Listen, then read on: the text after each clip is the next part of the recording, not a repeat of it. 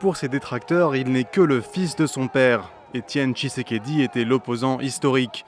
Mais celui que l'on surnomme Fachi a su lui aussi mener sa carrière politique. D'abord dans l'ombre de son père, au sein du parti que le patriarche crée en 1982, l'UDPS.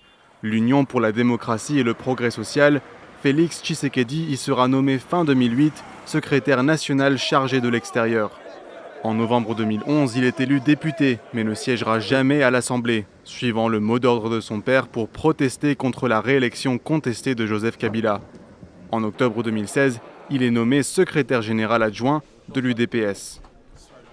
2016, l'année où Joseph Kabila reporte l'élection présidentielle et prolonge son mandat. Un report qui cristallise les tensions dans le pays. Alors que la situation est très tendue, des négociations sont entamées avec le camp Kabila. C'est Étienne Tshisekedi qui représente son parti avec son fils Félix à ses côtés. Des négociations arbitrées par l'Église catholique et qui aboutissent aux accords de la Saint-Sylvestre signés le 31 décembre 2016. Dans le cadre de l'accord, le nom de Félix Tshisekedi circule pour la première fois pour le poste de Premier ministre, un poste qu'il n'occupera finalement pas.